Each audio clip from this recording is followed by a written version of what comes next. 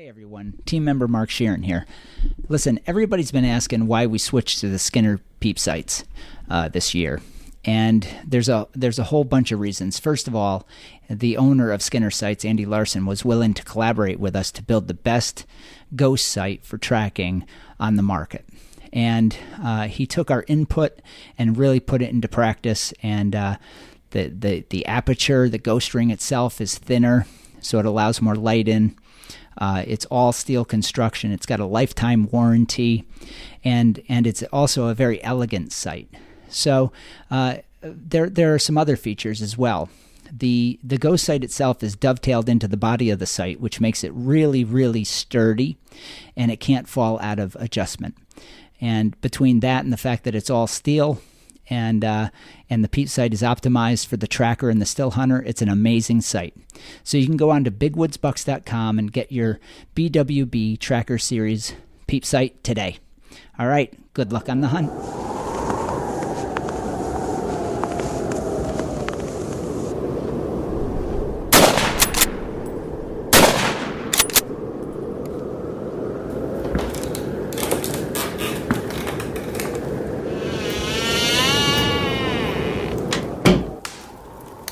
This is the Big Woods Bucks Podcast. Come explore the big woods and timber in North America with your host, Maine Master Guide and deer tracking expert Hal Blood. Listen to Hal and co-hosts Lee Libby and Joe Cruzy as they unlock the secrets of big woods whitetails. Each episode will provide valuable insights into the tried and true system Hal has used for the last 40 years to scout, locate, and hunt mature big woods bucks. Listen and laugh as the crew discusses Hal's legendary adventures and learn how to apply a lifetime's worth of lessons from the big woods to your own hunting and outdoor adventures. Welcome to the Big Woods Bucks Podcast. I'm your host, Hal Blood, sitting down here at Pileland Lodge again with Joe. Hello. And this week we got good Lee. Bad Lee had another, something another come what? up, I guess. Yeah, another what? Being Bad Lee anyway. So we got good Lee anyway. Morning. And special guest today is Lee Kantar, the Maine's head moose biologist. We've had him on couple of years ago to talk moose, and we thought we'd have him on again, timely getting towards the moose drawing, and talk about some of the changes that went on with the hunt last fall and his research with a collared moose. Talk about what's going on with it. Some things are good, but a lot of things are bad, I think. Right, Lee? Yep, we'll probably talk about both. All right, so, one thing I wanted to mention, too, was since we've had you on, you got that award, special award up at the Moose thing in, what was that, in Canada? No, New Hampshire. I was here in Maine. In Maine? In 2019. Yep. Got an award for the, what is that, Biologist of the Century or something. I don't know about that, but... No, yeah. that's the North American Moose Conference, which there is we go. An international. Well, it's all people who are moose managers and researchers and people way more qualified than me. But I was honored to get it because really it acknowledges somebody like me who's I'm a manager. I'm not I'm pretty down to earth about what I do. I'm just trying to do some good things for moose conservation and all, and that's pretty much it. So it was nice to get recognized by my peers. And yeah. I think it's a pretty good honor. What's your background, Lee? How did you get started going down this road? How far back you want to go? I'm middle-aged now. As far as you think is relevant. Yeah. I don't know. It's like everybody else, right? I grew up spending all the time in the woods, loved it as a kid. And was you from Maine? New Hampshire. New Hampshire, okay. Yeah, which I know is real far away. Right. Real far. Very different. But, no, what I tell kids who are interested in wildlife stuff is that, a lot of it's luck as far as getting a particular position. You don't go to school and you don't spend time in the woods and think, well, I'm going to be a moose biologist someday. It's really a lot of luck and good timing and having some good resources. So yeah, that didn't answer your question, but You're not saying anything. Moving on. So, well, that being said, you must have got to Maine Fish and Wildlife and then got to the moose position, right? Yeah, well, I mean, I was out west in Washington State. I worked as a what they call him a district biologist, jack of all trades, and then we were looking to come back east, my wife and I, because this is where our family is, and we wanted to raise our family. So, I was looking for positions. There's only a few places in the Northeast I was willing to go to. You know what I mean? Sure. As far as what the country looked like. So, I got the position as the deer biologist in 2005. Right. And that's where things started, I guess. Yeah. So you were a deer biologist at the state, and then just the position came open for moose, and I was a so-called deer biologist, yeah. okay. Yeah. Yeah, and then, and that was in 2005, and then Kim Morris, who's my predecessor. So the Bangor office, for those people who don't realize it, I think is a pretty special thing for the state of Maine, is if you look at all the New England states and how the Fish and Wildlife agencies are broke down, a lot of people, like in New Hampshire, my colleague Henry Jones is a moose biologist, but he's also jack of all trades. So during the course of a year, he has to do all kinds of stuff. But in Maine, in our Bangor office, all the people there are specialists, and that's all they do. So, we have a deer guy now, and that's all he does is deer. All I do is moose. I don't do anything else. 24/7, 365 days a year. I don't do anything else. And then we have regional biologists. So in this area, we get the two wildlife guys out of Greenville who do jack of all trades. So it's unique in that way in the Northeast. Not other New England states don't have that. Yeah. Well, that's good. So everybody, not everybody listening, but people at Moose Hunt here are interested in our Moose Hunt know that last year you got this program started to try to suppress the moose herd in certain areas to not eliminate, but try to limit the tick loads that get on these moose in the winter, right? Yep. And so that was 500 extra permits, cow permits. 550, yep. 550 in half of Zone 4, and there was a lot of squawking when that came about. I remember that. There was a lot of people thinking we was going to kill all the moose off, right? And I just figured the success rate wasn't going to be. Everybody thought there'd be 550 moose killed, I think, cows killed, but I think it was about half, wasn't it? Well, we didn't even have 550 hunters, because typically in the traditional moose hunt, there's people who are alternates. So if Hal can't hunt this year in this district, and that and there's the deferment and all that, but there's alternates, right? And so those tags all get filled. So if we put out 4,000, there's going to be 4,000 hunters. But with the adaptive unit, we tried that, and we had some issues there, and we wound up with 489. Okay. So we had, that's what's the math there? 61 people didn't hunt because they chose not to. So we got to work on that aspect too to get all 550 out there. Yeah.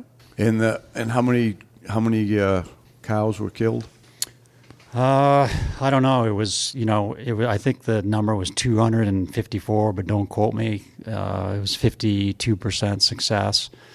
I know that the number of calves that were taken was 3 times what we would normally take in a antlerless hunt, which was a good thing, Yeah. But I can't remember what the breakdown is of adults versus calves. Because they probably would have died anyway. Well, that's the thing is that, it's counterintuitive. We'll talk about this a lot, and with hunters in general, which is, there's this concept of compensatory mortality, which is, you're shooting things that, are going to die anyways, and who we would not have predicted. We knew this was going to be a worse spring mortality for overwintering calves, and we're at 86%.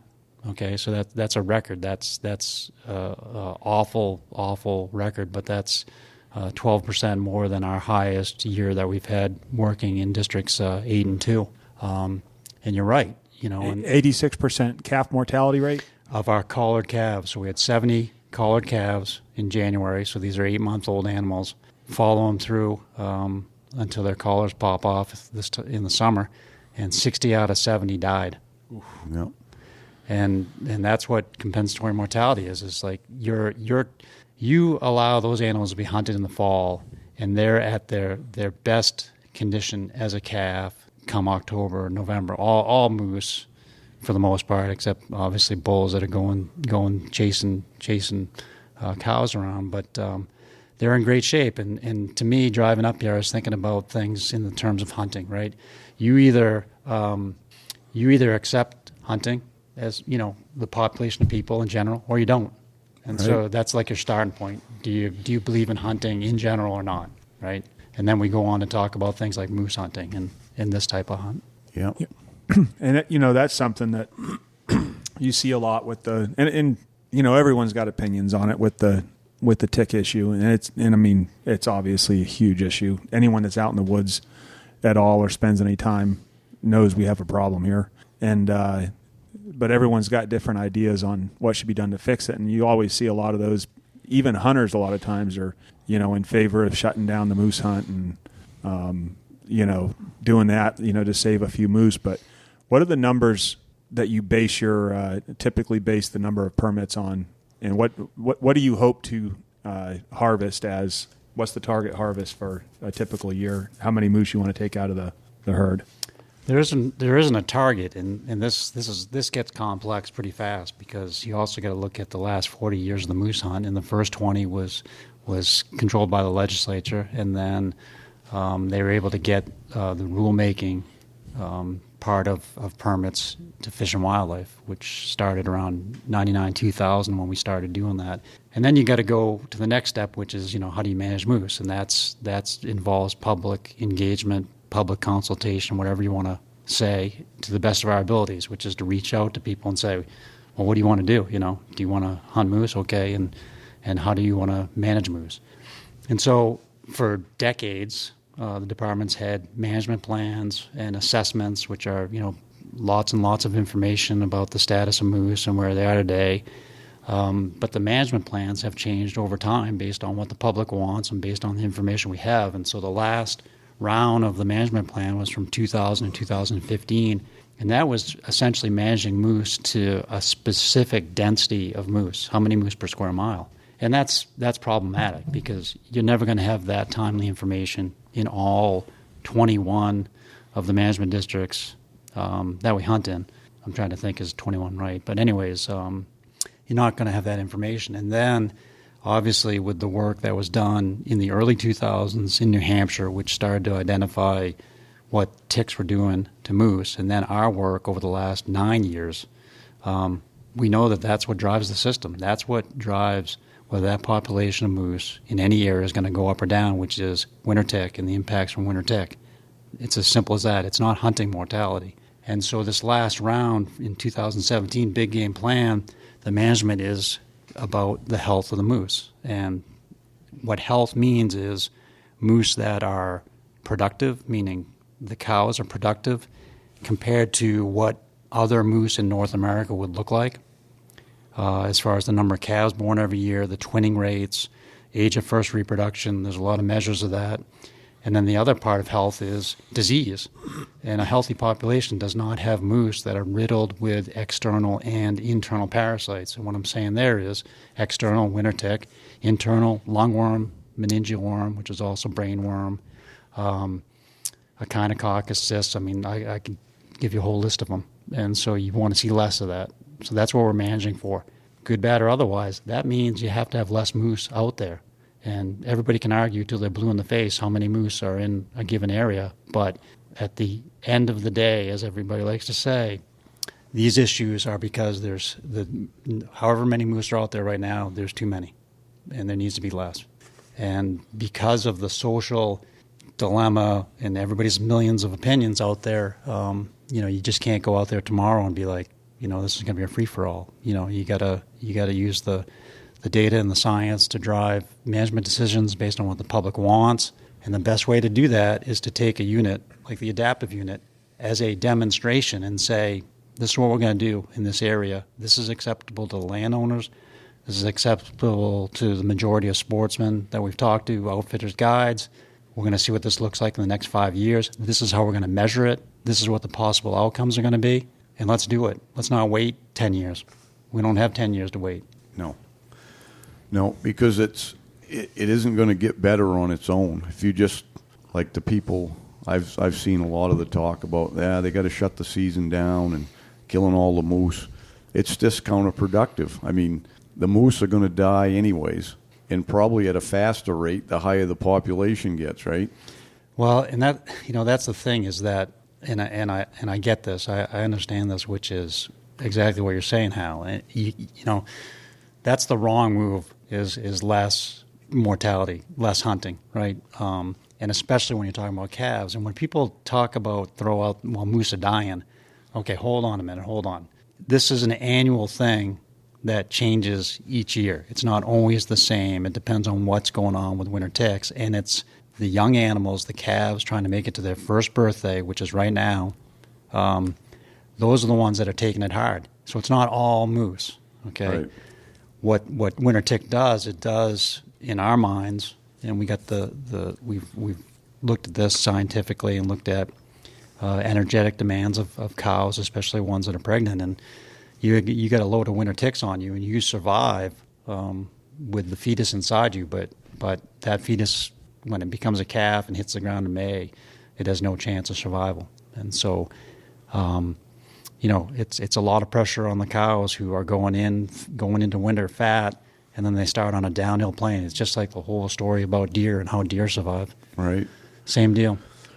Yeah, I think a lot of people don't understand that this is a different tick and then how it gets on them. Some people think you go out in the woods and you get 2 or 3 ticks on you in a day, but they don't understand how they get on there like thousands at a time, Yeah. So explain that to them a little bit, I guess. Yeah, it's a tick that lives for essentially 1 year. It's not even a whole year. And all other ticks live for multiple years because as they go through their 3 life stages, larvae, nymph, adult, they get on an organism, and then they take their blood and they drop off, and then they're there and they get on another one and take blood, so they take it from 3 different organisms.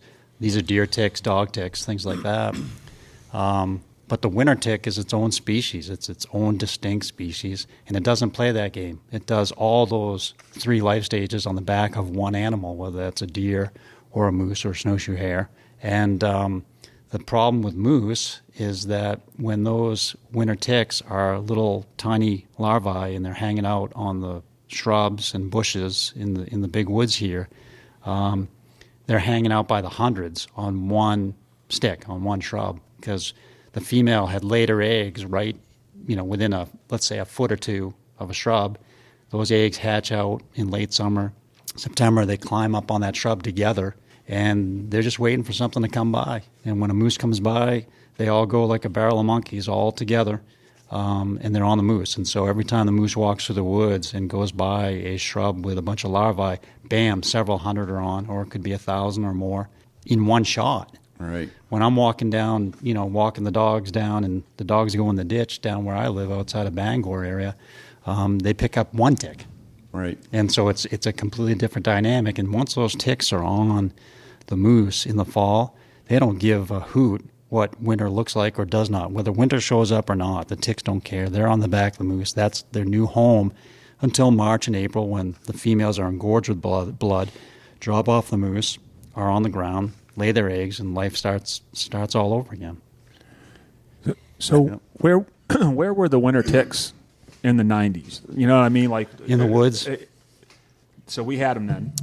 We can date it back in writing back to the 30s, and they're all over North America.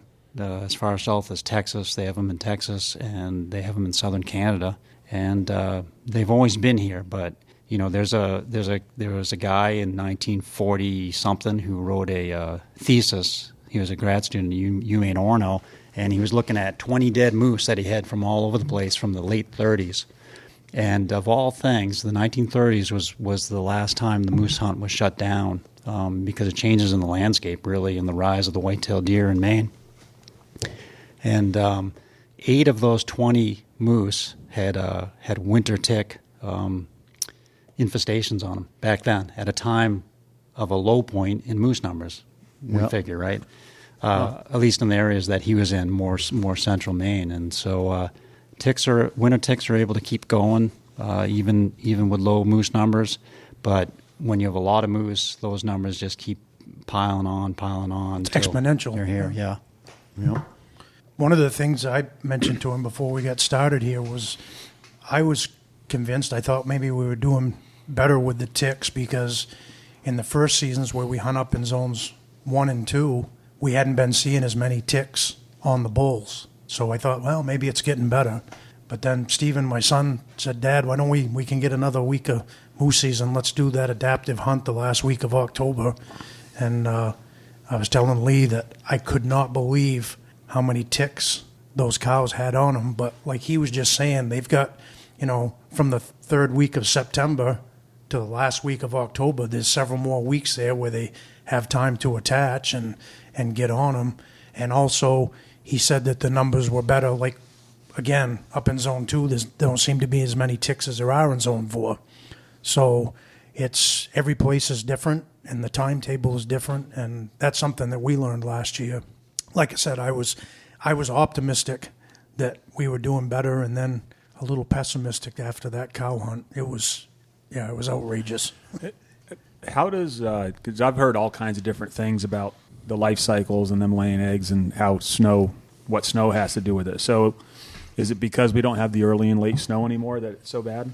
Well, the conventional wisdom right now is that fall is the big issue because we know with the climate folks at Orono that we've lost 2 weeks of winter, which to a lot of people doesn't seem like a big deal, but it's a big deal ecologically when you're out on the ground. And just like we were describing with winter tick, it's literally, every day that moose is walking through the woods, and they can avoid ticks. They've done some work with moose and winter ticks up in Ontario, but moose can avoid ticks, but obviously they can't, right? So they're walking through the woods, and they have some ability to sense where tick pods are, but they can't avoid them all. So every day that those winter ticks are out questing for a host, looking for a host, they're getting more and more on them until a point where the weather's cold enough and there's enough precipitation or snow on the ground that it kills off the larval ticks, and then there's no more ticks getting on the moose. And so I've been trying to look at as the weather data as best we can. We've had a few people looking at this, trying to figure out those changes over the last 9 years while we've had collared moose on.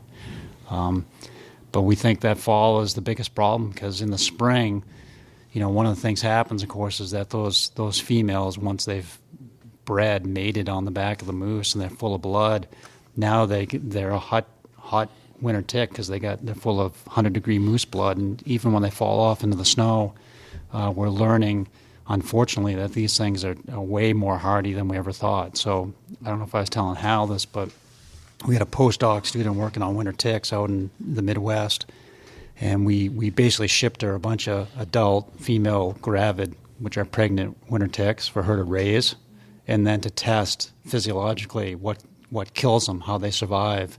And so she's doing things like looking at temperature and looking at humidity is really important. And she has ticks from all over North America. The Quebec guys have sent her ticks, New Hampshire. She's got winter ticks from Texas. So she's looking at, are the ticks different in these parts of the country as well? And there are some differences. And so she's still working on this stuff, but it's not a good thing when you find out that these things, they can survive sub-zero temperatures. I mean, not sub-zero, sub-freezing temperatures, and then when the conditions are right, kind of perk back up and do their thing. And that would be in the spring probably, right? Yeah. So things like, I know, in the past we might get a foot or so of snow in early October. It only lasts a few days, but I mean, what you're saying is even something like that, they'd survive through that no problem. Well, that would be good for a few days, and I think the key there is that a few inches of snow coating everything could kill off those ticks. But as you know better than me, being up here, is that there's probably over that ridge, the snow stays for a few days, but it melted out here or something, right. And so it gets really patchy. And then you have the complication of where are the moose actually feeding and where are they moving and where are they picking up ticks and where are they leaving ticks.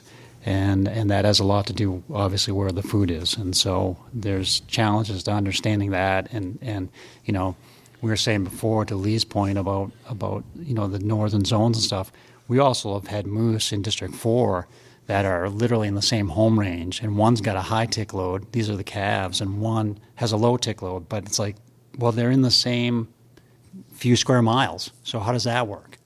And why did this guy avoid it? Well, one of the things, and you It's just an observation on my part. When we hunt zones 1 and 2, we're predominantly in a lot of spruce and fir forest up there, and there's not a lot of shrubs, and there's not a lot of that yellow grass and stuff. When we hunt them in zones 4 and 8 in the second season, it's more hardwood cuts with all the small maples and small poplar that's coming up, and then the yellow grass and all the other shrubs. But has anyone studied, does it seem to be like there's a higher tick load in those hardwood cuts than in the softwood cuts? Because that would make sense to me. That's how I've observed it. Yeah, so that's all about, at the ground level, right, that's all about moisture and humidity. So as you're saying, if you were in a big open area that there was very little vegetation and it just dries out and it can get into that soil, we know that in August, if we can, I shouldn't say it this way because everything's good and bad, but if there was a big drought in August getting down into the ground, then you're going to kill off some of those egg masses before they even hatch out to larvae. So you're right, there's that whole ground level moisture bit that's pretty important too. So dry is what would kill them in the fall, but the eggs. Yeah. If I think back just a few, these last few years, we've had 2 dry summers and falls here. Really dry. I mean, everything's drying up in the woods, so that should have taken care of some ticks, or it should have helped. And then when you mentioned we're losing 2 weeks of winter, I don't see that up north because it's every year is different. You know what I mean? I don't think we can say we don't have 2 weeks of winter anymore, because not these last 2 falls, but the 2 before that, we had a hell of a lot of snow from the end of October right through into May. I remember three years ago, I couldn't get into my remote camp the first week of May. Joe went with me. There was still a 4-foot snowbank, and there was. I went with you. You did. Well, yeah, we both did. Yeah. I was trying to break the roads out.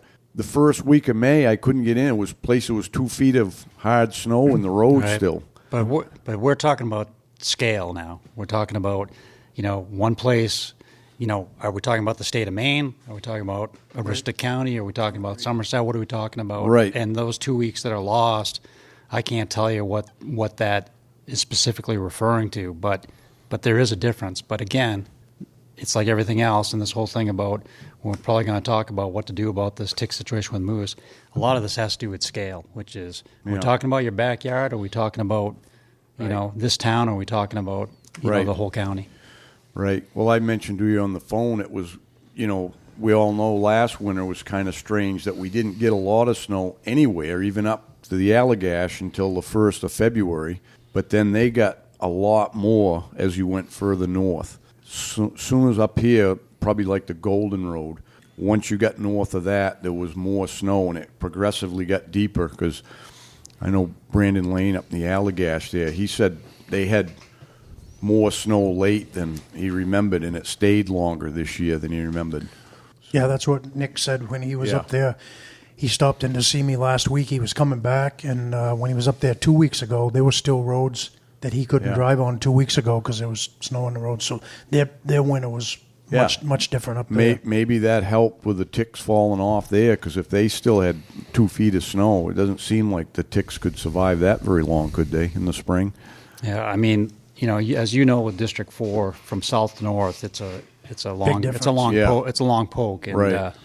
When we catch moose in January, we're trying to basically do a shotgun pattern across the entire unit. We're not, we can't tell the crew to be like, you need to have exactly 10 here, 10 here, 10 here, but it's a pretty good spread north to south. Yeah.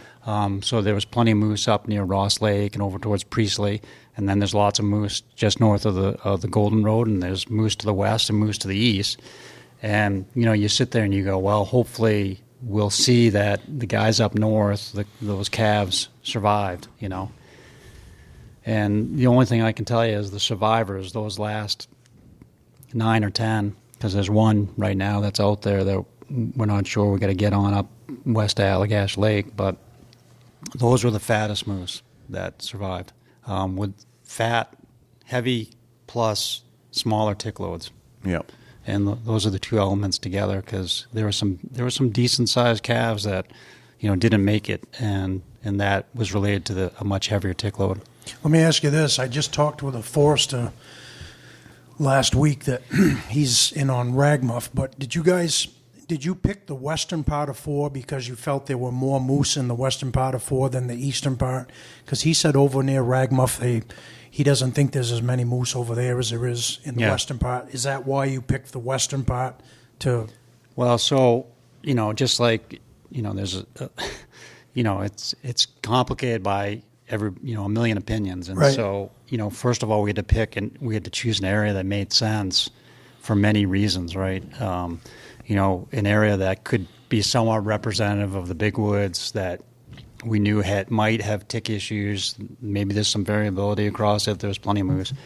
And, and then we have the landowner part and sportsmen and women and all that type of stuff. So, District 4 started to fit that profile pretty good. And then we were like, well, we're going to divide it in half because it's 2,000 square miles. Right. And so we started flying instead of doing a helicopter transect survey that we do to count moose across the whole unit as one, then we split up the unit in half, and then we flew both halves, right? So we got estimates on both ends.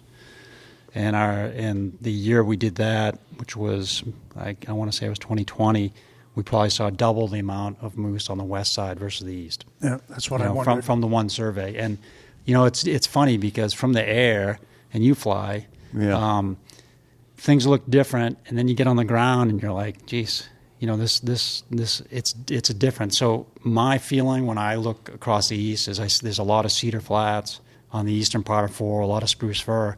But then you get on the ground in some of these areas. Ragmuff Road, I spent several days up this spring chasing mortalities off in that whole area. It's not too bad, for moose habitat. It's a lot better than I would have thought of from the sky, right? Yep. But you go flying over, especially in that southwestern piece of 4, and from the air, it's like, oh my God, it's like the moose habitat is everywhere. Yep. It's unbelievable.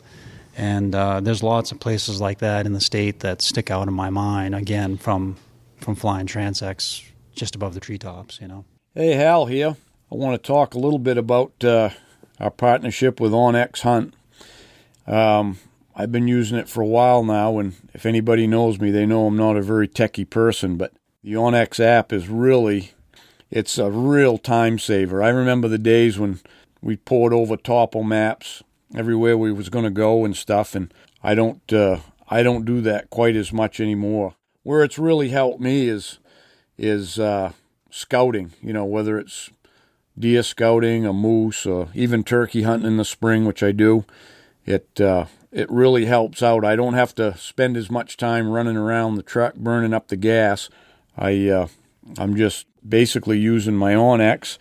Got it on my phone. Don't even carry a GPS anymore. So I just download the areas where I'm going to be hunting, whether it's up north moose hunting, and I use it mostly on the satellite imagery. I like to see the cuts and the clearings and the turkey hunting, the hidden fields and stuff. But everybody's using it now, from the game wardens to land surveyors, and just a great tool. And with our partnership with OnX, if you use a code BWB, you're going to receive 20% off on your first premium or elite memberships. And you just go to onxmaps.com/hunt. You'll be glad you did. Good luck on the trail. Well, I can remember, I've been hunting up there for a lot of years, and the places that were really great moose hunting areas were back when we had tons of moose, say early 2000s and stuff. A lot of those places now, there's no moose. It was like a lot of fur regeneration with maple mixed in, just perfect stuff, and they've eaten it out. They ate all the maple. There's no hardwood left in it, and then the fur is browsed and grown to a point where they can't get it. So those moose have moved out of those areas. I don't moved out or died off, one or the other. But so the habitat over the years has definitely changed too, because back then, 20 years ago, there was still lots of hardwood ridges up north that hadn't been cut. That were pretty open going, and so I think that's the reason a lot of it's probably is. I got a question here that's kind of complicated, and it'll be several answers from you probably, but we ran into a hunter in that adaptive hunt, and he had seen on the first day, he saw a cow with 2 healthy calves, and he didn't shoot her because his idea was, well, she's got 2 calves, and I'd rather find a dry cow by herself. And he said, if I can't later in the week, he said, I'll shoot a calf, because he was a meat hunter. He wanted some meat. So he was going to try to find a cow by herself, or later in the week, shoot a calf. And I understand his idea was, well, here's a cow that's having 2 calves and they all look healthy. I don't want to shoot her. But is that kind of reverse thinking? Should you shoot a cow like that because your idea is you want to cut the moose herd back? And again, I know that's a complex question, but what would be your idea on that? Should you shoot a cow like that with 2 calves in that adaptive hunt? Or should you shoot the calf? Or what do you think would be the best scenario? Yeah, I mean, it's a great question. And I would assume, but I'm probably wrong, that, hunters have seen what other moose agencies do in North America and in Canada. Having hunts where you can shoot a bull or a calf have been pretty common. That's something they've done in Quebec. That's something they've done in Ontario for their moose seasons. Where we used to hunt deer, that's what it was, either a bull or a calf. Now those are changing, and those are changing for different reasons that have not a lot to do with what's going on in Maine. But to answer your question, if you were managing in that scheme, you'd probably say shoot one of the calves. That would be the first thing, right? But to your point, if hunters have it's only a 6-day hunt, which is obviously tough depending on the weather, but a lone cow is a great one to shoot, or given the fact of how hunters seem to interact, you got somebody shooting the cow and somebody shooting the calf. The calf part, it's different because the calf part is what we've already said, which is that's completely compensatory, where, as we saw with 86% mortality, you're taking that calf and using that resource in the fall when it's healthy, that's going to die anyways in the spring. You shoot the cow because we want to bring down the population. Right, it's like a 2-part question. So then you get a complicated thing where it's like somebody sees a cow with 2 calves. It's like, what do I do? I don't want to. There's a healthy, productive cow, but more than likely those calves aren't going to make it. So. Probably if you shot the cow, someone else will come along. The calves will hang around anyway, and somebody could get them. Yeah. We had one set of twins that we caught in January. I think I was telling Hal this too. They were pretty, I want to say, I wish I could remember. I won't say it now. I thought they were both over 400 pounds, which is pretty impressive. They both died. And I'm pretty sure one was 15 pounds more than the other, and she lasted, I think, another 10 days. And they were both completely infested with ticks. And I did both of them. I did the necropsy on both. And I want to say it was the first one. I hadn't seen the amount of hair loss and damage on a calf as on that one. Usually that's something you see on adults. So we were talking about this where, the moose with all the hair loss are, adults go through a year of having ticks on them, and then they kind of get it, like, they're much better at grooming. But the calves, going through their first winter, don't do a lot of that until very late. And so it's seldom you see damage that much. But more and more, I mean, we see the shoulder damage quite a bit on most of them. Of course, if they go early, like in early March, you won't see that at all, because it doesn't seem like until the adult ticks emerge, that's when they really are having at it. I was talking about it all winter. I've been seeing that because I had quite a few trail cameras out. In December, January, I have a lot of pictures of the hair loss. Came early. Right on the shoulder. Almost every one that I would get, it was pretty surprising. This was our worst March of mortalities in 9 years. So we did 21 moose calves that died in March. Which is strange because we had the easiest winter we've had in a long time too, in zones 8 and 4. It wasn't like we had a hard winter. Well, so that made more time in the fall for ticks to get on the moose. Yeah. Yeah, we did have a no snowfall here, and I think everywhere in the North Woods, very little snow and some warm temperatures, Yeah, and unfortunately, I just saw Gary Hall shared it, but they're saying that La Nina is back again, so it's going to be, they think it's going to be the same. Who knows? But they don't know what the weather is in 2 days. So What's the difference between a deer getting these ticks on them and a moose? Well, it's essentially the amount of generations of these animals that have lived together in North America.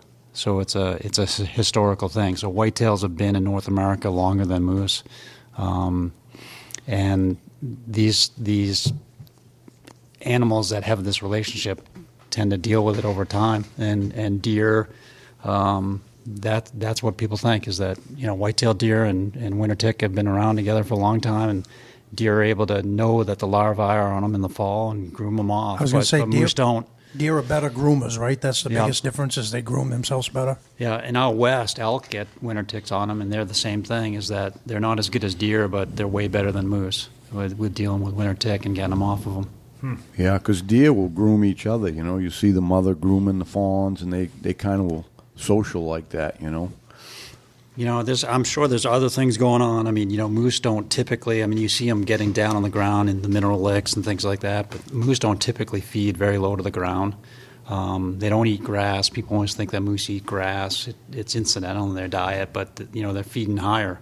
And, of course, deer do feed off the ground, and so, of course, elk are grazers too. And so their feeding habits are different as far as that's concerned, and then they do pick up different things as well when they're feeding. So, the tick loads are just one of those things. Yeah, I've never seen a tick on a deer up here ever. Yeah. So, evidently, maybe they get a cluster on them and they just get them right off before they get very far. Yeah, and we've had deer in hand that we've had winter tick on them, and it's not a lot. Yeah. That, absolutely, yeah. And snowshoe hare get them on as well. They'll get them on their eyelids and things like that. But one of the things, because it's like a running joke with big woods bucks, it took me 40 years to get a moose permit. And but is the department, is their stance now that, because this is how I feel about it, we should have killed more moose and given out more permits years ago, and instead of being fewer moose now, there'd actually be more. If we gave out more permits and killed more moose. Like, I started guiding moose hunters around 2000, but I've been on every moose hunt since 1980. So I've seen the progression, and by 2000 when I was guiding, I thought, boy, we should be giving out more permits because there's friggin' moose. It was not uncommon when I first started guiding. I could call out 2 or 3 good bulls every day. And is that the department's, is that their idea now, that we probably should have given out more permits years ago? And I realized that until, 2010, it was dictated by the legislature. 2000. Right?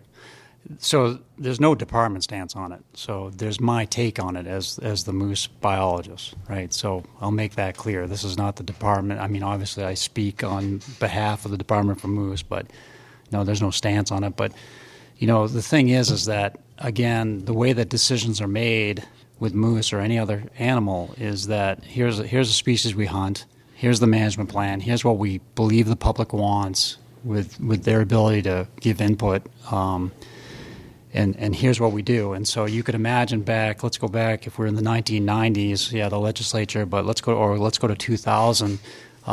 If you ratcheted up those moose permits quite a bit within a year's time, the fallout, and the thing is, you can try, we're fortunate to sit here today with over a decade of pretty intensive work on moose. We've collared over 750 animals with GPS units. The data we've collected on reproduction, the amount of work we do, the aerial surveys we've done for more than a decade in a helicopter, 2 different types of surveys. We didn't do any of that. You can't go back and chastise anybody for it. That's just, right. I don't know, that's years ago. So you can't look back. Now, from my perspective, knowing what we know today, which is really easy to say, we should have been harvesting moose much more intensively. And when we changed over in 99, 2000, we should have been increasing those permits and especially the cow portion. And that's just something that, as you all know, it doesn't matter if it's a deer or a moose. There's something about that where, shooting cows is just a tough sell. Yeah. One of the things, because half the guys that are part of Big Woods Bucks are moose guides, and that's our stance is, it's too bad. We should have killed more back in the early 2000s because Yeah. if anything, it would have helped. Now the other thing is, again, we look back and we can say what we want to say, but we weren't seeing, and I don't think any of you were seeing so-called moose die-offs in the 80s and 90s. You weren't walking out in the spring and seeing, Right. And then this started to ratchet up, and when New Hampshire, University of New Hampshire, and New Hampshire Fish and Game started their collar work in the early 2000s, and then we joined together in 2014. There was a lot of power there with having graduate students and everybody, and they tried to look. We've tried to look back over the years to see, given all the information we have from everybody, can we pinpoint years that there was likely a big die-off of moose? Where people were finding lots of dead moose in the spring, and I can't give you the years, but during the 90s, there might have been like 1 year that we looked at and said, that could have been something going on there. And then in the early 2000s for the decade, there might have been a couple of years there. But now it's like we didn't crazy. really start noticing it, I don't think, until around 2010, probably around 12 years ago. Yeah. That was when we really started noticing it was going to be a big problem. But before I forget it, I was going to ask you that as well, because I was thinking about it. I had a client ask me a couple of weeks ago when we were out looking for sheds. He said, I know they have a tick problem, and he said, and I've heard that they have lungworm and the brainworm. He said, do you see much of that going on? And I told him, I said, to be honest, I used to see, when I'd look for sheds in zone 4 and 8, every once in a while you'd see a moose wandering around with brainworm. Yep. I haven't seen that in a while. Is the brainworm thing getting better? Because I don't see as many moose wandering around with brainworm as I used to 10 or 15 years ago, I don't think. Well, I couldn't say whether it's getting better or getting worse, but there's areas where, we still get these things reported to us. We still respond to these. It seems like, not to pick on down east, but it seems like this last year was, quote unquote bad there compared to other areas where we're finding lots of moose that were showing symptoms that we'd associate with brainworm. Yeah. Something like lungworm, it's like every single moose that I open up has lungworms in them, and then the ones that we did over here, they have another thing called a echinococcus, which is a massive tapeworm cyst in the lungs, and these adults had them down here. Usually I see that more to the north. So you, just a second, Joe. Yep. Like from like the Capitol Road and the Enchanted Road north up through here in this part of 8, don't you think you see less moose wandering around with brainworm than we used to? Yeah, I don't I see it as- definitely do, but I think way less I think that's a function of, population. it is population, but there's a lot less moose to get it. But that correlates with they get it from the deer, right? The deer, it starts in the deer and gets in the wood snail, and that's how the moose get it. And when you get up into the North Maine woods, there ain't many deer, so the odds of them getting it is quite a bit less. Because we had the deer die off in those winters of 2007 and 8, and that's never come back up north, the deer herd. I think the other thing, too, talking about the number of calves we're finding this spring, number of dead moose, is there are so many more people in the woods in the spring now because of shed hunting. Back in those days, there was nothing like there is now as far as people out in the woods to actually see it. So it's kind of like out of sight, out of mind. You really wouldn't know there's a die-off, especially when there was a lot more. Well, we get a lot of reports by people who are going in to open up their camps, so that's pretty common, right? And pretty remote. You're getting lots of folks out there. I get lots of guys up north who every year give me a report on what they're finding and clearing out. The wardens are out there as well, and we got some great guys up in the North Country who are on top of it. So it's How do you actually do the counts, and has it changed a lot over the years? The counts of how you're counting the moose, because I'm curious as to what the population was ballpark back in the 90s and early 2000s as to what it is now, and how accurate you think that is. Well, the only thing we can compare is the last decade of the helicopter work. That's always the same. In fact, we run a 100 square mile transect, which is flying in a helicopter 7 transects in a 100 square mile area that we chose based on habitat with some, sophisticated mapping that looks like it'll best represent the entire unit, because you can't fly the entire unit. I mean, it takes us a day to fly 7 transects that are each 25 miles long. You're going low and slow in the helicopter. That's why we use that.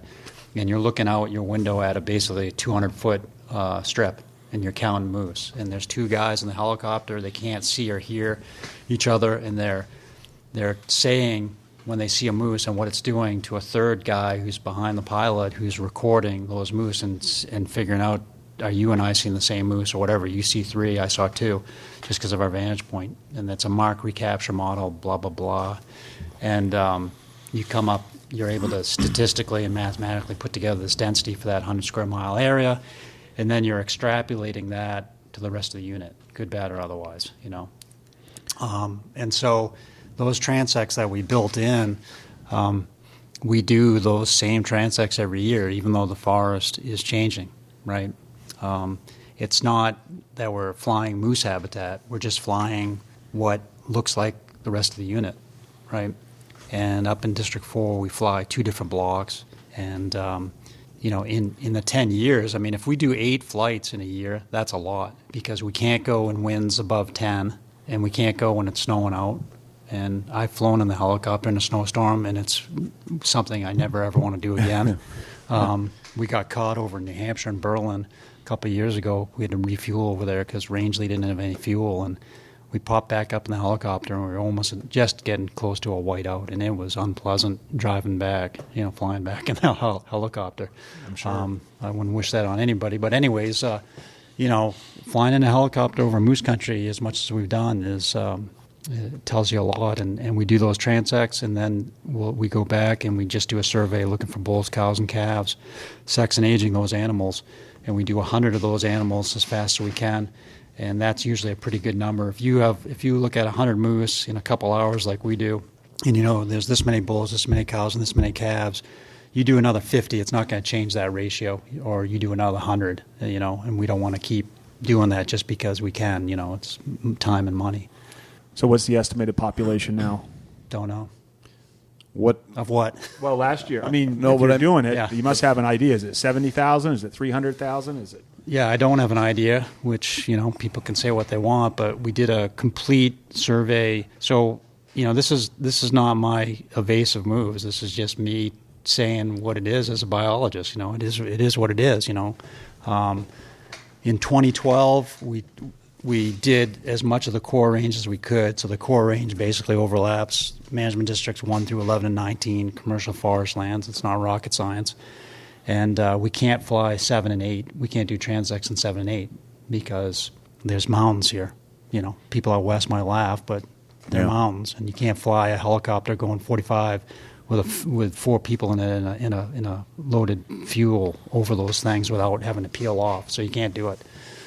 So we did an estimate back then. That was the 76,000. Everybody said, Hal said I was crazy. No, Hal believed me, I think. But My statement was you got twice as many as you thought, but half as many as we There had. were. Yes, That right. was what we said. I like that. But you're definitely mixing apples and oranges when you're comparing a helicopter survey to the work that had been tried and done over the decades before, forward-looking infrared, counting moose in ponds, moose hunter sighting surveys, deer hunter sighting surveys of moose, you name it. You can't compare those. You can try, but you can't.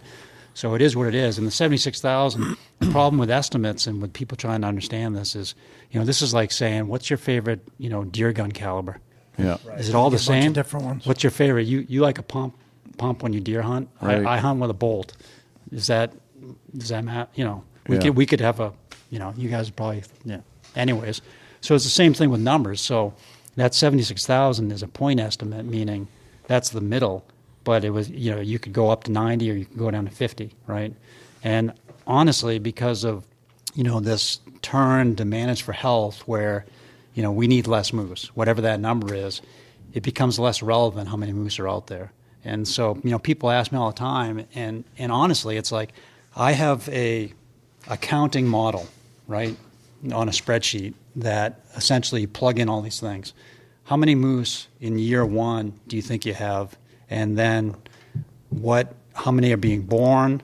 how many calves are being born based on the number of cows that are in there, which is broken down from our helicopter survey. I mean, I can tell you this whole thing, what we do. So we look at bull-cow ratios. We look at calf survival, how many are born. We look at corporate lutea data. All this is plugged into this model. And then you run that year after year after year to get to what you think is the number of moose there, because it's the best you can do. And the nice thing about this model, it's pretty simple, is that all of the little numbers that you point in there are from data that we've collected in Maine, except for bull mortality. So we plug in hunting mortality, all this stuff.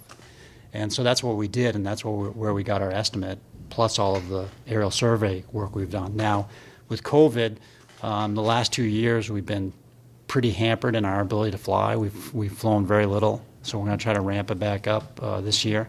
And so it's not worth really spending too much time on. So I think the more important question then is, if you did it for 10 years, is the population changed any? Yeah, I mean, I think there's been a decrease, overall, and the thing is that the population of moose in the state is driven by here. It's driven by the North Country. Right. And some of these big units like District 4, there's a lot of moose in there. And, you get a year like this where you get 86% calf mortality, and there's going to be a line going down across the state with the number of moose after this year, no question. And then if you can get a better year, you're going to get a bump up in some places, and you add all those things up, and that change starts to look like, it goes up and down, but slowly going down. Yeah. Okay, so let's talk about solutions or ideas for solutions, and I guess we'll tackle the first one, the one that we hear the most, which is the paintball gun. Oh, yeah. I think Joe's let's talk about why that doesn't work. Well, look, here's the thing, right? Which drives me crazy. Which is, people can say what they want about government, but it's still a democracy. If you're going to spend government money, you still got to spend it wisely. So you can't just go out there and be like, well, why don't we paint gun a few animals, and we'll do that. It's like, you have to explain when you work for the department, how are you going to, I'm going to GPS call these moose, and here's the rationale for doing it, and this is how many we're going to do, and this is what it's going to cost, and here's all the costs laying out, and that's what we're going to do. Do we agree to do that or not? The thing with moose is, I tell people, I go, if you could save that one moose over there, that's great. That's noble, I guess. But does it do anything for the population? Does it do anything for winter ticks? No, it doesn't do anything. And what would work on a moose that would kill the ticks, and when would you do this? So let's line all these things out. You got to get the moose when most of the ticks are on the moose. So let's just, before they've done any harm. So when is that? December? How easy is it to drive through the North Maine woods in December? Is it easy? It depends on the year, right? Right. Have you ever darted an animal from the side of a road? Because I have, and it's not easy. And I know, a lot of the guys out there are ninjas and, sharpshooters and all that. But how many would you need to do if you had a powder solution or whatever the heck it is that you could put in a dart gun and then project it at a distance, and you really want to get the calves? And you've seen, how do calves and cows act along the roadside if you could get a shot on them? Is the calf coming up to you, going, hey, I volunteer? No, the calf is usually hiding behind the cow, and you usually can't get a shot on them. So when we started our work in 2014 and we're catching moose with using a helicopter and a net gun, which is pretty handy, we needed other avenues to catch moose. Well, we wound up catching them in the water in the summertime, with a boat, but we also tried baiting them, spotlighting them at night, and darting them. Our success rate was we darted 2 cows. We could never get a shot on a calf. And you might think, these guys are biologists, they're probably a bunch of dubs, but besides me, the other guys actually know what they're doing. And, we could see going out at night, and we had snow on the ground, and we could use any means we want to. It just wasn't going to work. Now you're going to say, let's get all these hunters out there with paintball guns and just let them loose. Sounds like a recipe for problem.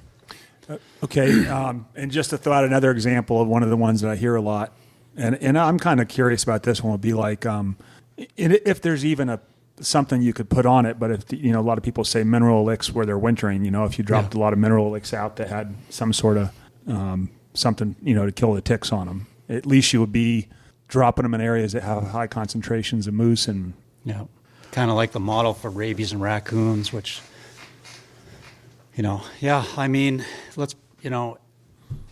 again, it all goes back to having something that is going to kill off the ticks on that animal somehow, and then how do you get it out to them, and then can you do it at a level that you're going to make a difference? So again, it's like, I've had some, it is what it is, right? I mean, it's different controlling ticks on your dog versus controlling ticks on a wild moose. And, our moose have about a 10 to 12 square mile range. I don't know where you go with that. And don't think we don't think about it, because we think about it every day. I mean, I tell people, I'm the one who goes on these moose and these dead moose and recovers these moose. I don't think it's what I want to see happen to have ticks eating our moose. I mean, that's just not a good thing. So if there was a solution that made sense and you could build upon that, then that's something we should talk about. One of the things before we forget, because I've had a few people ask me and I didn't know. I observe a lot of stuff because I'm in the woods every day, but somebody asked me about, well, what do you think if they're putting the nets on the moose? Is that stressing the moose enough to make a difference? Now, when you guys are collaring the moose, are you darting them to collar them, or are you putting the nets on them? No. So of the 700, so look at the numbers we've done.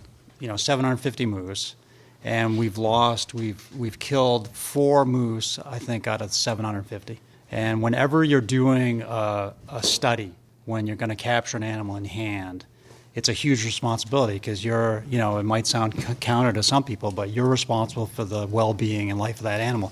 We have a wildlife vet who comes out every year and does the work with us, and that's one of our requirements. And net gunning of animals from the air, especially large mammals, has been the industry standard for decades. It started in New Zealand. And there's no drugs administered. Now, once in a while, and I hate to even say this because the percentages it's not even representative of 1% of all the captures, they'll dart that animal. And I dart animals. When an animal comes into town, a moose comes into town, they call this guy, and I dart that animal, and they're pretty safe and effective measures. But mostly all these animals are net gunned. And what happens is, the helicopter comes down, it's a .308 charge gun, it shoots a big net over them with 4 lead weights in the corner, so the net spreads out. The animal gets tangled. The guys dump out of the helicopter immediately.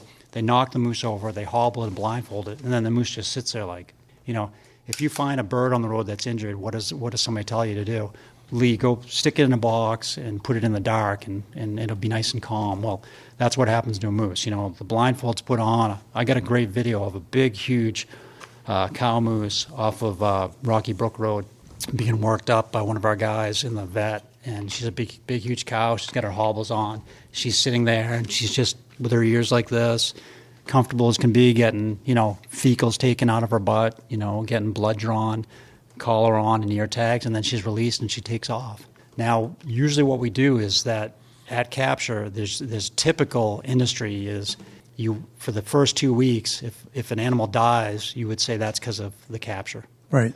So in the last 9 years, I want to say maybe we've had 2 deaths within that period of moose.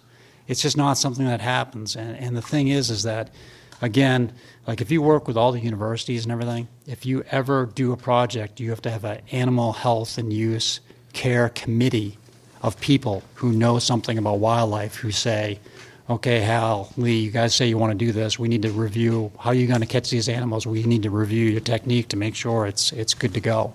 There's tons and tons of state and federal oversight on catching these animals. You just can't go out and do it without having that. And so there's safe and effective means.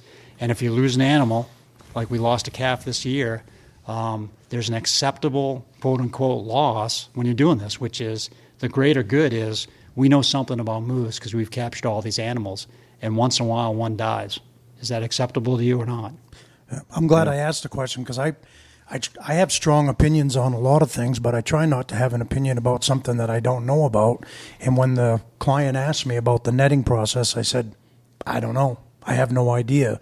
Yeah. But it makes sense, like you said, if it was if the stress of the netting was going to bother them, it would happen soon after they did it and not months later. And I guess that was the answer to my question, that I was hoping that it doesn't seem like netting is killing them. So the other day I was going through my collars because I have probably 300-something collars. And so some of these animals, all the males that are caught as calves, that's the only time we catch a male, have a breakaway device on their collar. So eventually that thing's going to rot off and it's going to fall off. Now, every time we catch calves now, we have surgical tubing. So all these remaining calves, they'll all drop this summer. No collars. But like the moose the other day, she was a 2014 moose. Yeah, let's talk about that. And she has a collar on her, but the battery life dies. Well, I was looking at my remaining moose. I got a few up in District 2 and a few in District 8.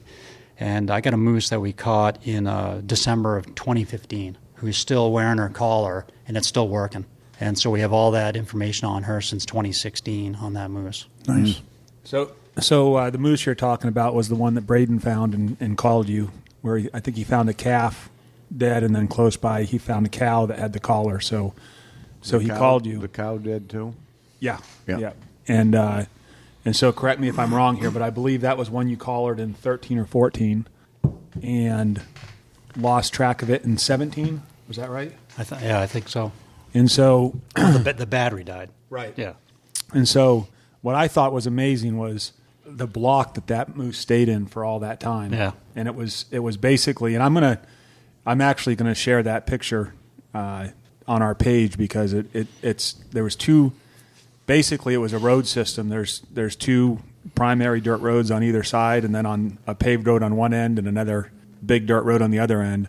And it stayed within that rectangle almost exclusively. Like it was unbelievable. And I was wondering, is that normal when you see? Well, the shape of that, what you're talking about, in that girl's home range, which is, again, about 10, 12 square miles. But, it was amazing because, the whatever you guys want to call it, the Greenville Road, the Rockwood Road there to Jackman, she has 1 point across that. Now, that doesn't mean she didn't go across it other times because those GPS points are taken at 4 or 5 in the morning and 4 or 5 at night, depending on the time of year. Yep. So it's 2 points a day, and some days you don't get a point.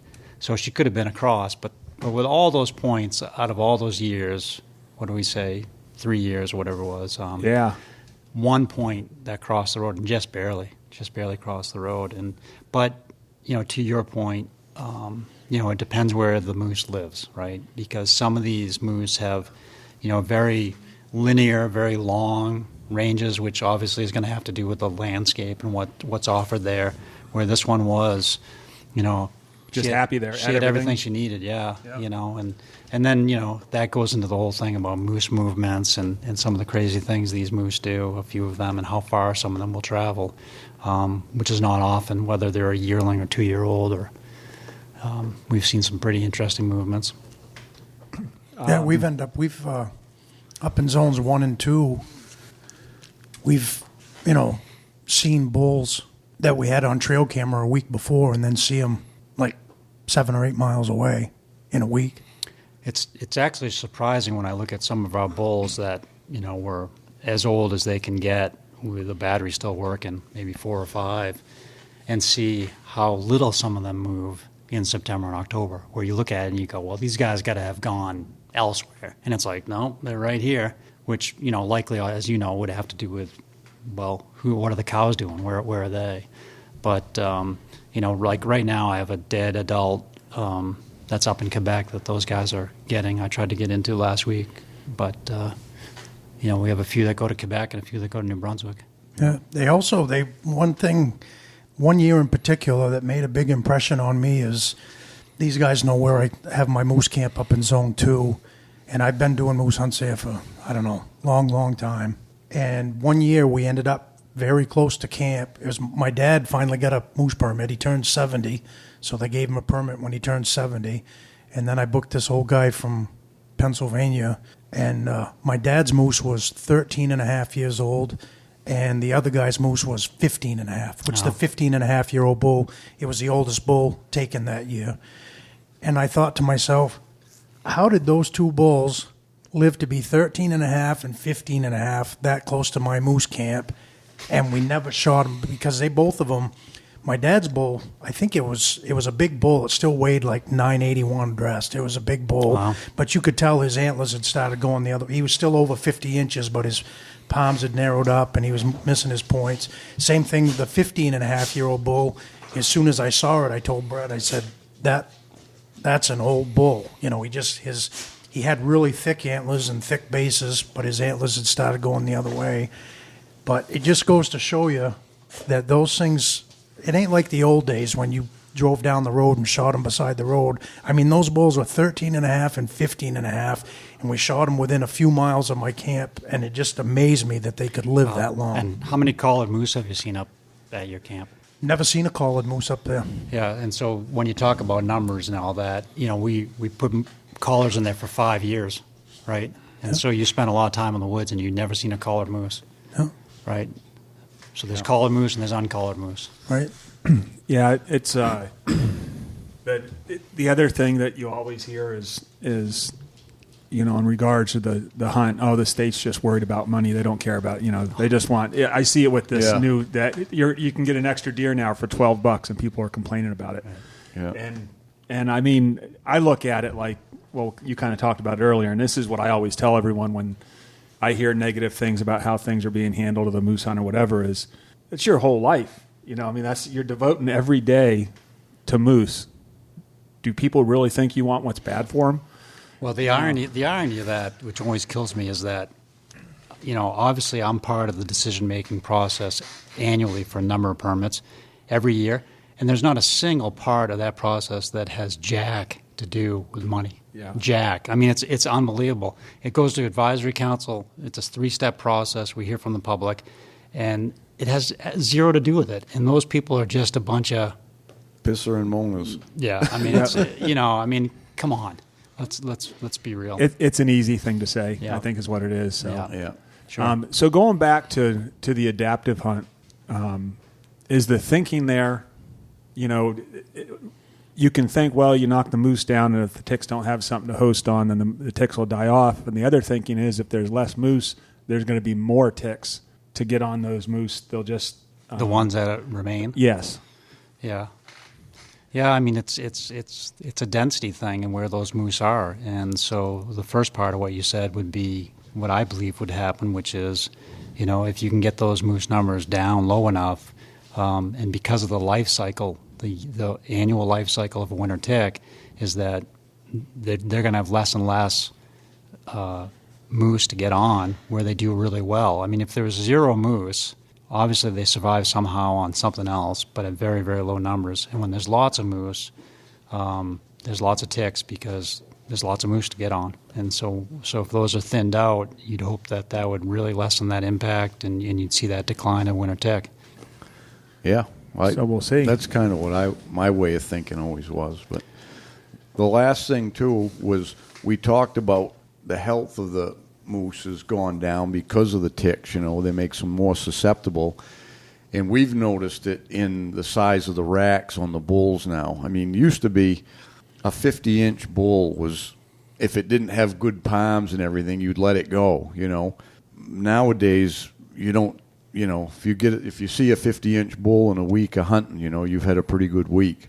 And we used to see a lot of bulls that were crowding 60. I remember the first year we went up to Zone 4, it probably was in that early 2000s. We had 6 hunters. We shot all 6 bulls by Thursday morning, and 3 of them were just shy of 60, 58 and a half, 59, and a 59 and a half. And the odds of that anymore is pretty nil to see that many big bulls, you know. So I think them racks are suffering with the health too. Yeah, it's possible. I mean, it's the challenge there is that, you know, there's lots of things coming into play with moose density, with bull-cow ratios, hunting pressure in particular areas. And, you know, I think what happens with stagnation of those animals from winter tick is the first couple of years, and then they're able to kind of overcome it. That's at least what we're seeing on the female end. The thing about antlers and bulls, which you know, does drive me a little crazy, is that, you know, the average bull that's shot every year has really not changed in 40 years. And people may not believe that, but I only say that because it's the numbers, So I can show people the numbers and say, here's the harvest from 1980 to 2021. Here's how many bulls were shot. Here's the average spread of those bulls that were measured, which is, just about all of them. Here's the weights and all that. And the average age of a moose, bull moose that's shot, is usually 4.5. That's the average age. So if you look at, again, your 13-year-olds and 15-year-olds, the average moose is this. And the average weight is, maybe something that's better to look at. We know there's a big change between September and October, and those numbers go up and down. Whether they're statistically significant or not, I don't know. But, the average bull is going to weigh in September, it's going to be like 730 pounds, whatever I wrote down on the thing. But it's just the numbers. That's how the numbers fall out, and that's the way it is. Now, the number of big bulls shot, now we got to talk about, the age distribution of those bulls, what they look like. If you have 100 bulls, how many of them are 1, 2, 3, 4, 5 going up? And the ones on the tail end, obviously, there's going to be less of those. And so it'd be interesting to look at some of those as well, and weights of bulls. I've looked at that over time. I don't spend a lot of time on it, but it is an interesting point. So along those lines, with all the hours of flying in a helicopter, do you have one that sticks out in your mind that you saw that was an absolute giant? I got a video of 3 bulls running that I think we were coming back on a line, and I could hear myself where I see these 2 bulls that look like nice palm bulls, and then this third bull with them was just so much bigger. It was kind of like, like your eyes popping under your head, but something like that stands out quite a bit. But I'll take the coordinates on that. Yeah, that was years and years ago. But look at the Joe, what you got in there. There's some beauties in there, and pretty impressive. But yeah, I think our theory has been, because it has been whatever the numbers say, they say, but it's harder to find a big bull now. I can see that with the sheds that I pick up. Yeah. You just don't find the big ones. And our theory was we had that bad die off. I don't know. It's been 5 years or something ago. It seemed like we lost a bunch of them. And there's naturally going to be an age structure thing where if you lose a bunch of calves, there's going to be that gap. And we always kind of thought it had something to do with that. Yeah. So throughout the next 10, 15 years, you would think you would see this, this cohort, as they say, this year of animals, where you'd see a hole there. And like Hal said, in 8 and 9 winters that were severe in northern Maine with deer, the amount of fawns that were lost, who knows what that percent was. It was huge. And you saw that because, deer are different because unlike moose, most people shoot a yearling buck, right? Yeah, that's the high percentage that's shot. And so if you lose your fawns over winter, your yearling cohort's just going to be gone. And you see that carried out into time. With moose, few people shoot yearlings. It's really interesting if you look at that age distribution of bucks, deer versus bulls, and you can see it starts with the 2-year-old class. That's really what we see. Yeah. That's the big class, and then goes from there. So you mentioned like the weights and the antlers. Yeah. What's the average bull? Is the average bull shot like a 3.5-year-old? 4.5. 4.5. 4.5. But the average antler spread is about 34 inches. Oh. I think it's interesting. My client that stayed in the camp last week, he saw all the pictures and the antlers and stuff, and he said, well, how old was that moose? And I told him 7.5, and he said, how old was that moose? And I said 7.5, and how old was that moose? I said 7.5. At least in my personal experience, all my biggest bulls were all like 7.5, 8.5 years old. They were old enough that they probably had as good a rack as they were going to get, but they hadn't started going the other way. I don't know if the department's ever done a study on that, but all the booners that we've ever shot and the ones that were close to being booners, they were all in that 6.5 to 9.5 year range. Yeah, I usually report every year because I'm interested, which is what's the heaviest bull shot, most points, widest spread, and age, if you got all that information. And I always think back because a few years ago, the first year we opened up Zone 18 to the September hunt, the biggest bull shot was out of Burlington in that district. In September, that was the biggest bull shot. And, because we get calls all the time, well, I got a permit this fall, where should I go to shoot the biggest bull? And it's like, well, you could almost go anywhere within the core range because who the hell knows, right? I mean, it's like, Right. And here's District 18, and then some years to what you said. I think there was a year where we had a 4.5-year-old bull that was the biggest spread or something. That was like, and you got to look. You got to dig genetics. You got to dig into some of those more closely. Like we've had 900-pound cows, and trying to figure out is that true or not. We had a guy, the biggest bull ever shot was in Masardis in '82. It was the Waterman bull that was parted out, but it weighed over 13, 15. Yeah. And then since then we've had just a few in the 1,200 category.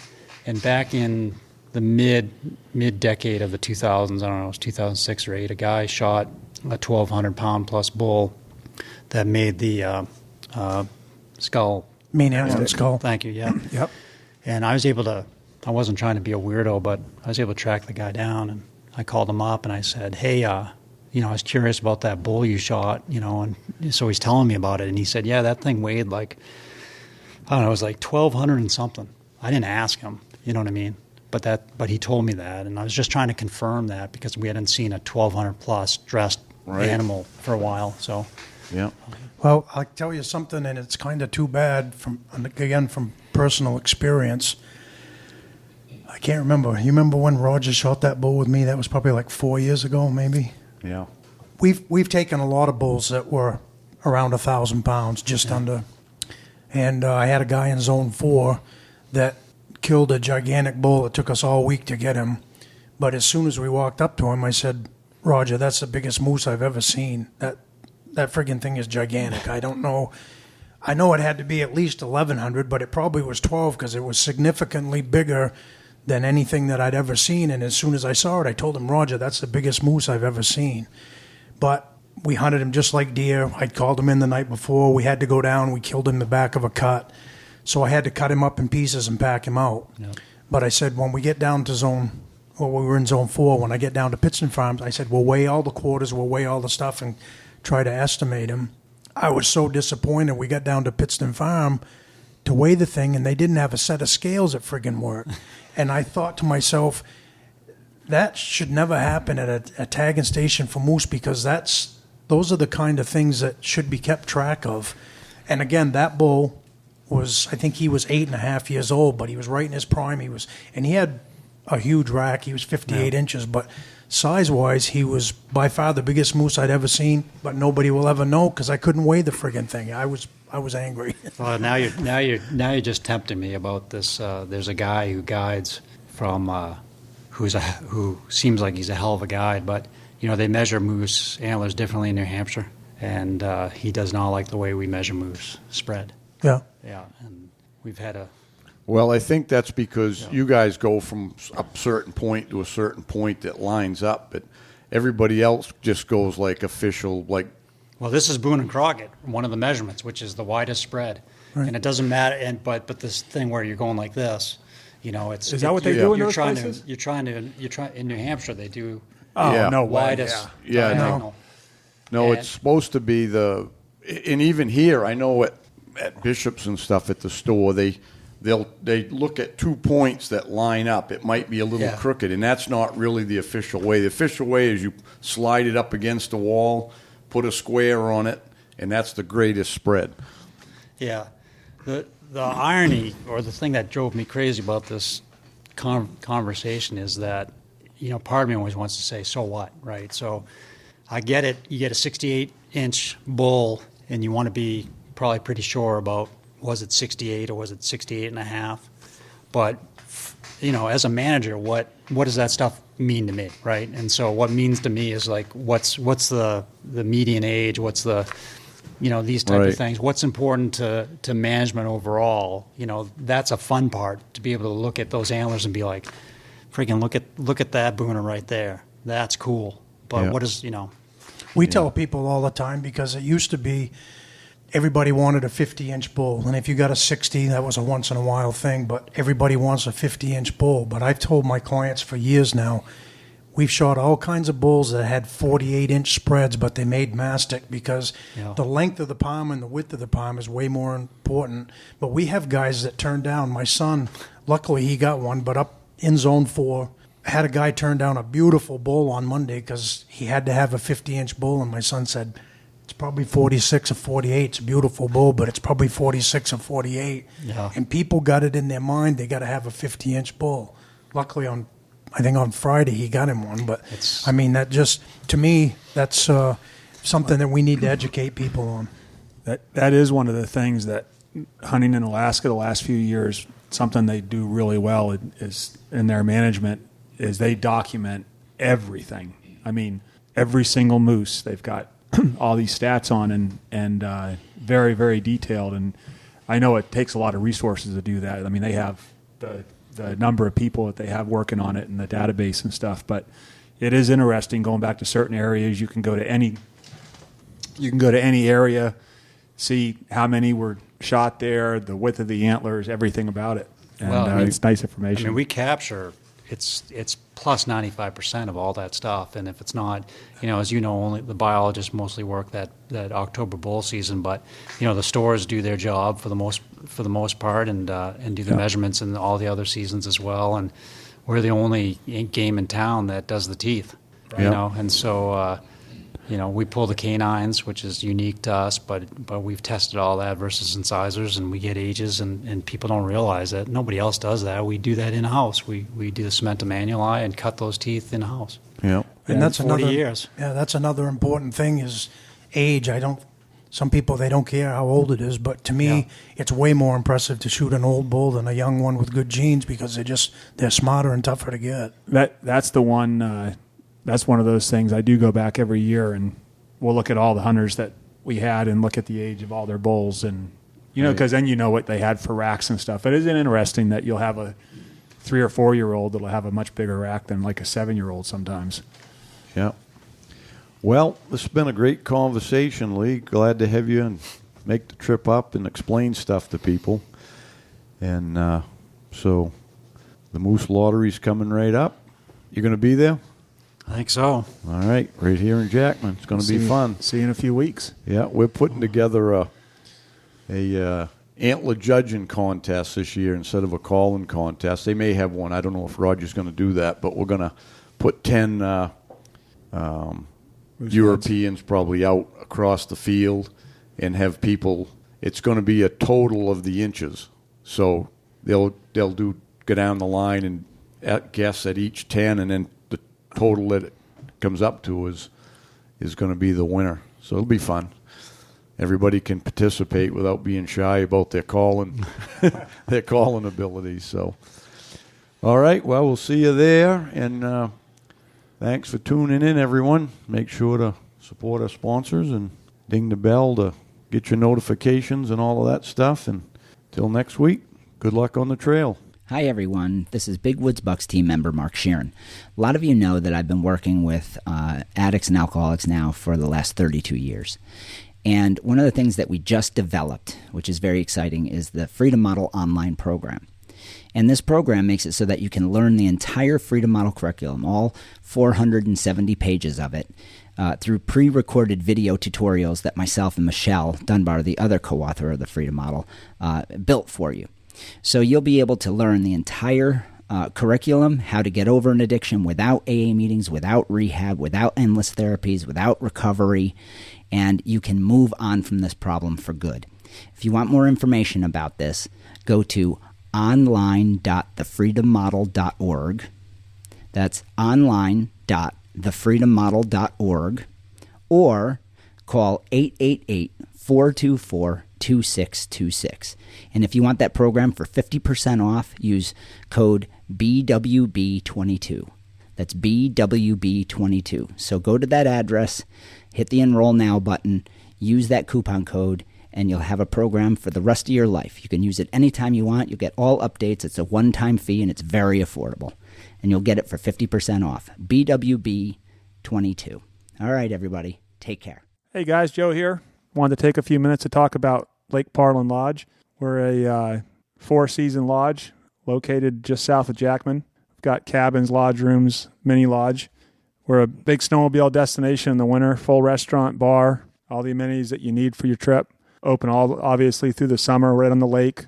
Kayaks, canoes, all included with the cabin. We also do a lot of weddings, so if you're looking for a destination wedding, we can do a wedding up to 200 people. And, of course, we've got our hunting season, moose season, deer season. So check us out. We're at lakeparlandlodge.com. Hey, thanks for tuning in. Till next time, good luck on the trail.